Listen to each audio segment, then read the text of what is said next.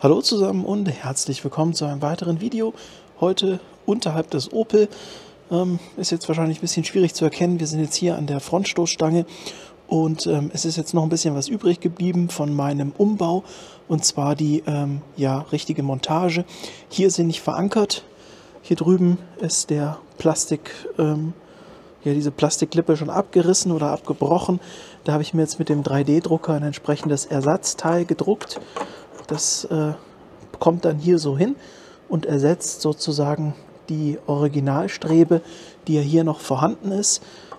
Gott sei Dank ist hier so ein kleines Loch, das heißt, da werde ich das dann miteinander verschrauben können.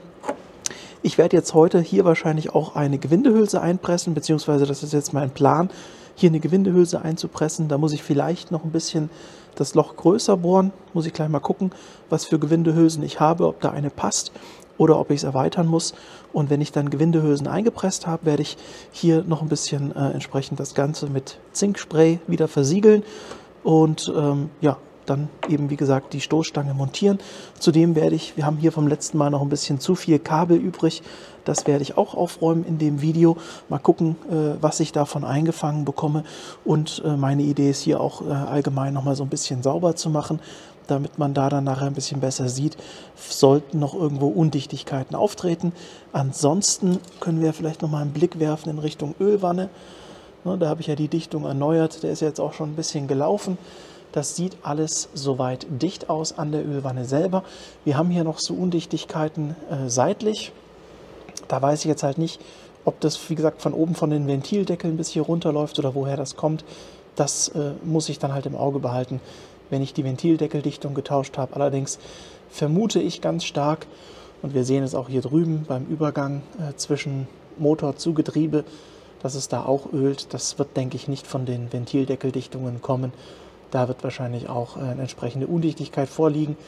Das heißt, früher oder später wird da wahrscheinlich entsprechend das Getriebe und der Motor mal getrennt werden müssen, damit ich da die Dichtung erneuern kann. Und was mir auch aufgefallen ist, hier drüben, das steht dann noch aus, die Dichtung zu erneuern.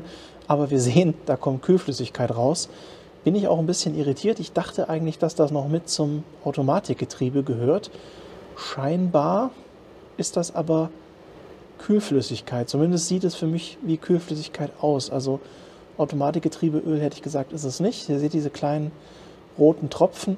Das ist auch beim Warmlaufen passiert. Ja, das muss ich dann halt auch, wenn ich da, wie gesagt, die Dichtung erneuert habe, mal im Auge behalten. Wobei ich da jetzt davon ausgehe, wenn ich die Dichtung gemacht habe, zusammen mit der Dichtung von der Automatikgetriebeölwanne, dass dann da erstmal Ruhe sein sollte. Aber ja, ihr seht schon, gibt es eben noch ein bisschen Baustellen. Hier drüben kann man das, denke ich, auch sehen. Da ist so ein bisschen die Ummantelung vom Abgaskrümmer hat sich auch schon verabschiedet. Wie gesagt, den Auspuff wollte ich ja auch noch tauschen. Muss ich mal gucken, was ich jetzt alles noch hinbekomme vor dem TÜV-Termin. Das sieht jetzt nicht schön aus, aber ich hätte gesagt, dass es kein TÜV-relevanter Mangel ist. Deswegen muss ich gucken, ob ich das davor oder nach dem TÜV-Termin mache. Ansonsten, wie gesagt, da wo ich dran war, Ölwanne zum Beispiel, da sieht es sehr gut aus. Und hier drüben, wie gesagt, da muss ich noch. Und heute kümmern wir uns jetzt mal hier um, wie gesagt, die Befestigung der Stoßstange. So, ich habe jetzt mal ein bisschen geschaut. Also eine 4er Einpresshülse würde hier passen. Allerdings habe ich jetzt keine passenden 4er Schrauben, die lang genug wären. Bedeutet, ich nehme jetzt eine 5er Hülse. Das heißt, ich muss das Loch hier mit einem 6er Bohrer aufbohren. Und hier drüben auch. Das heißt, die beiden Löcher werde ich jetzt mit einem 6er Bohrer wie gesagt, erweitern, sodass ich dann die 5er Hülse reingepresst bekomme. Dafür packe ich euch jetzt mal in den Zeitraffer.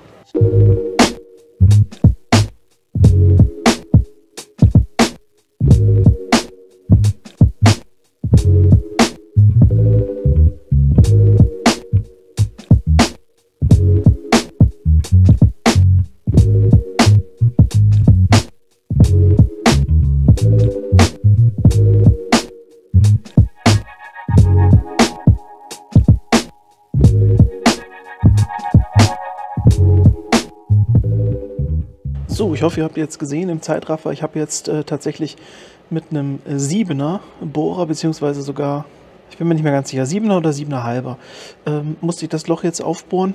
damit die Hülse reinpasst. Jetzt habe ich da ein bisschen, habt ihr ja gesehen, Zinkspray entsprechend aufgetragen mit einem Pinsel, dass da auch nichts rostet an beiden Stellen. Jetzt warte ich noch kurz, bis das eingezogen ist oder beziehungsweise getrocknet ist. Dann presse ich da die Hülsen ein und dann werde ich hier unten, wo das ja abgerissen ist, dort werde ich dann entsprechend das Ganze mit meinem 3D-Druckteil verbinden, um dann eben hier auch wieder eine Verbindung herstellen zu können. Und hier drüben ist das ja Gott sei Dank noch intakt. Das heißt, hier werde ich dann, wenn ich die Hülse eingepresst habe, seht ihr gleich im Zeitraffer, werde ich das entsprechend einfach mit der Schraube sichern. Hier unten ist es ja noch dran. Jetzt, wie gesagt, geht es für euch im Zeitraffer weiter.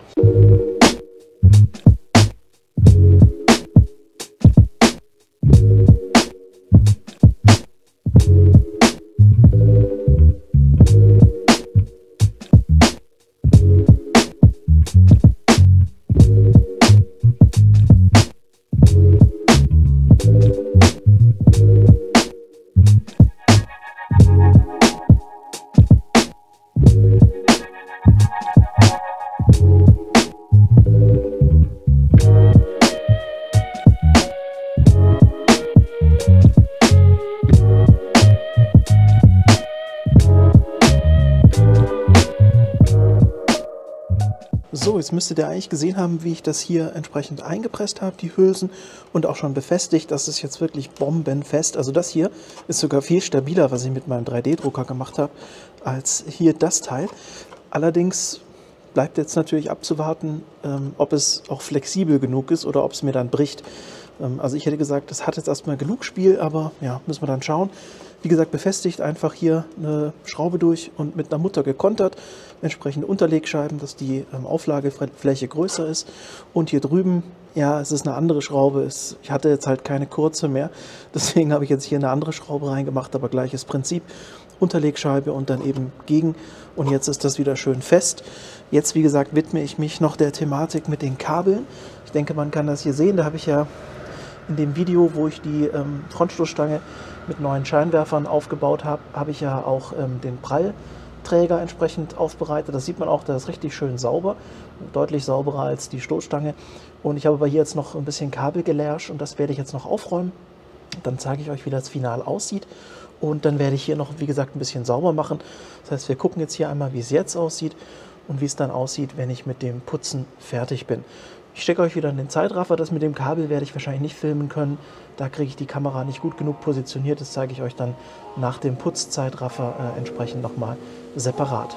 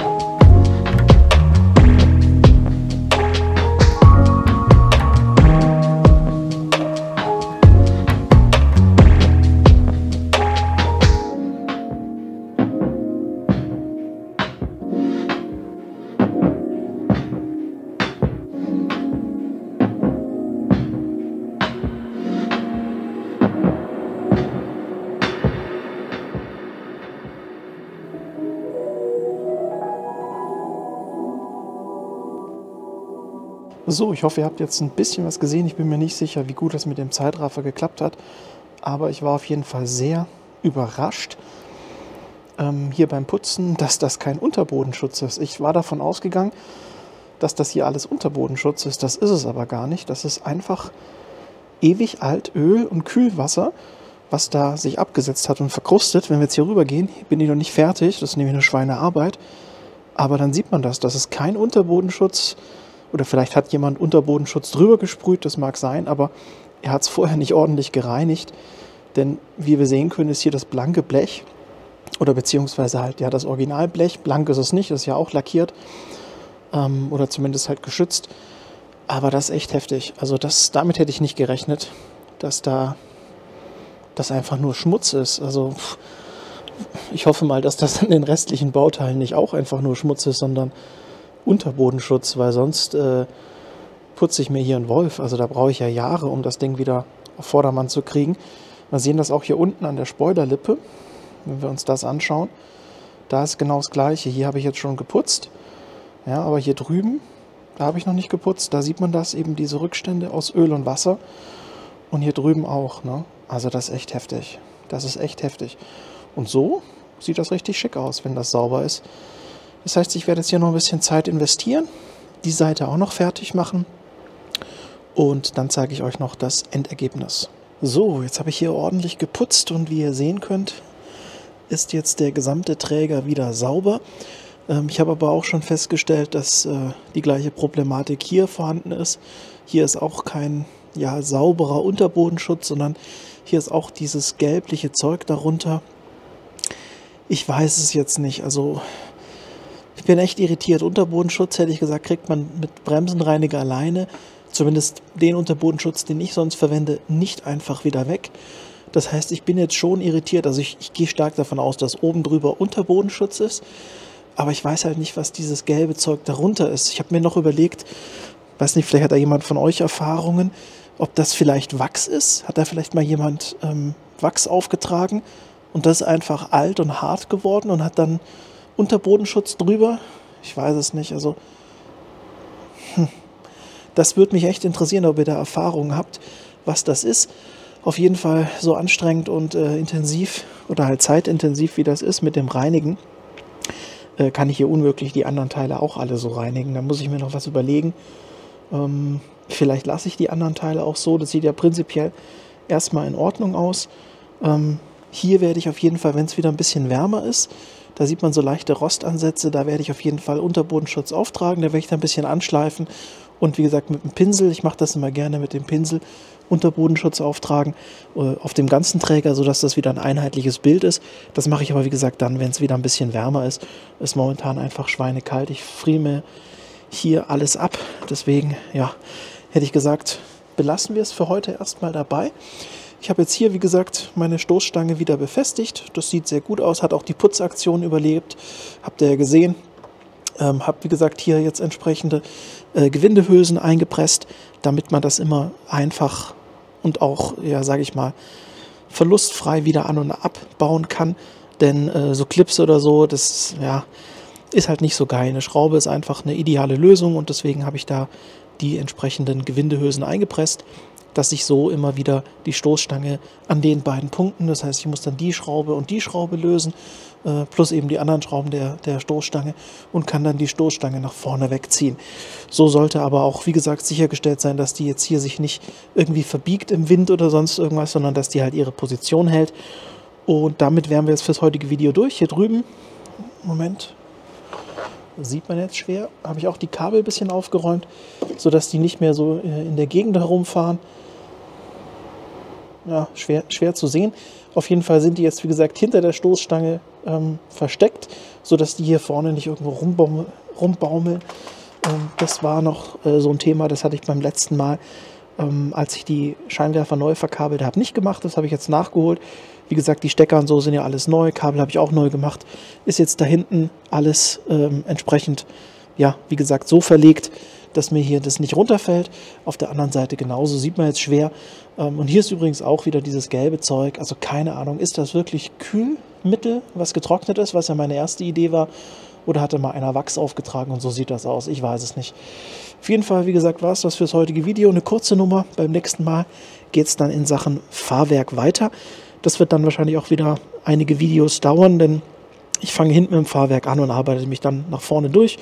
Bedeutet, nächste Station am Opel ist der Fahrwerkstausch. Insofern, ich hoffe, es war was Hilfreiches dabei, wenn es auch ein bisschen kürzer war. Und wie gesagt, wenn jemand eine Info hat, was das gelbe Zeug hier ist, Kühlmittel oder doch altes Wachs, lasst mich das gerne wissen. Vielen Dank fürs Zuschauen und euch eine gute Zeit. Bis bald. Ciao.